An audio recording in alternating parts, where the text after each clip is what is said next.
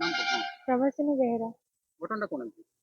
ଅବଦୁଲ ଗଫୁର ନାଁରେ ଯୋଉ ପିଲାଟା ତା ସହିତ ଆମମାନେ ଦି ଜଣ ମିଶିକି ଖେଳା ଖେଳି କରୁଥାଏ। ତ ଖେଳିଲା ବେଳେ ତା ସହିତ ମୋର ଏମିତି କିଛି ଫଟୋ ଭିଡ଼ିଓ ଥିଲା। ତ ସେଇଥିରେ ମୋର ଯେତେବେଳେ ବାହାଘର ଠିକ୍ ହେଲା ସିଏ ସେତେବେଳେ କହିଲା କି ଆଉ ମୋ ସହିତ ଥରେ ଦେଖା କର। ମୁଁ କହିଲି କି ନାଇଁ ତୁ ମୁସଲିମ୍ ପିଲା ମୁଁ ଦେଖା କରିବିନି। ତ ସେ ମୋତେ ବ୍ଲାକମେଲିଂ କଲା କି ତୁ ମୋ ସହିତ ଦେଖା କର ନହେଲେ ମୁଁ ଭିଡ଼ିଓ ଫଟୋ ଭାଇରାଲ୍ କରିଦେବି। ସେଇଠୁ ମୁଁ ଡରରେ ତାକୁ କହିଲି ଠିକ୍ ଅଛି। ତ ସିଏ ମୋ ଘର ସାମ୍ନାକୁ ମୋର ବାହାଘର ରାତି 2 ତାରିଖ ମାର୍ଚ୍ଚ 2 ତାରିଖରେ ଠିକ୍ ହେଇଥିଲା। ସିଏ ମୋ ସହିତ ଦେଖା କରିବା ପାଇଁ ଆସିଥିଲା ରାତିରେ, ରାତି 1-1:30 ଟାଇମ୍‌ରେ।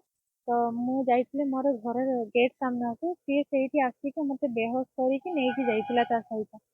ସେଇଠି ନେଇକି ଗଲା ପରେ ସିଏ ମୋତେ ରଖିଥିଲା ବାରିପଦାରେ ନେଇକି। ମୁଁ ଯେତେବେଳେ ଉଠିଲି ବେହୋସରୁ ହୋସ୍ ଆସିଲା ସେତେବେଳେ ମୁଁ ବାରିପଦାରେ ଥିଲି। ବାରିପଦାରେ ତାର ମାମୁଁ ପୁଅ ଅବ୍ଦୁଲ ମସୁଦ, ଅବ୍ଦୁଲ ରିହାନ, ଅବ୍ଦୁଲ ଗଫୁର 3 ଜଣ ମୋର ଅନିଚ୍ଛା ସତ୍ତ୍ୱେ ବି ମୋର ଜୋର ଜବରଦସ୍ତି ମୋ ସହିତ ଶାରୀରିକ ସମ୍ପର୍କ ରଖିଥିଲେ। ସେଇଠୁ ମୋତେ କିଛି ଦିନ ରଖିଲା ପରେ ତାପରେ ନେଇକି ଆସିଥିଲେ ତା ମାମୁଁ ଘରକୁ ଜକ୍ରି। ଜକ୍ରିରେ ତା ସାନ ମାମୁଁ ଅବ୍ଦୁଲ ଗଫୁର ପୁଣି ମୋ ସହିତ ବିନା ମତଲବ ମୋ ଅନିଚ୍ଛା ସତ୍ତ୍ୱେ ମୋ ସହିତ ଶାରୀରିକ ସମ୍ପର୍କ ରଖିଲେ। ପୁଣି ମୁଁ ଯେତେବେଳେ ମନା କଲି ସେଇଠି ମୋତେ ମାଡ଼ ମାରିଲେ, ବହୁତ ଅତ୍ୟାଚାର କଲେ।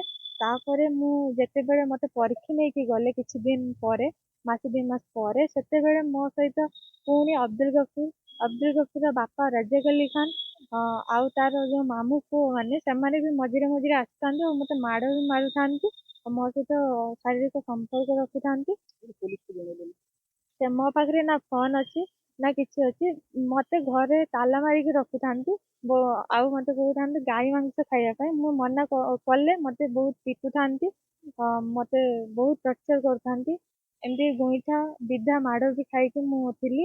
ଆଜି ଯେତେବେଳେ ଦେଖିଲି ଘରେ ସବୁ ଶୋଇଛନ୍ତି ମୁଁ ମୋ ମାଆଙ୍କୁ କଲ୍ କରିକି ଡାକିଲାରୁ ସିଏ କହିଲେ କି ଠିକ୍ ଅଛି ତୁ ଆସ ଆମେ ଯାଉଛେ।